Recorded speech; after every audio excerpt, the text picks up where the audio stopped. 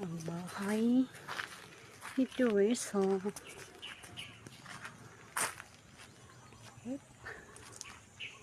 Yun. Doon. Oh, nakabantay si Nigra. Welcome home.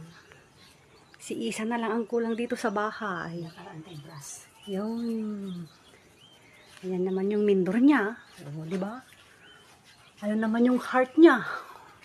May pa-heart-heart pa. O. Ang kanyang mga siling dito sa sala. Yung fuse. Yung upuan niya. O, may flower din yung lamisa niya. O.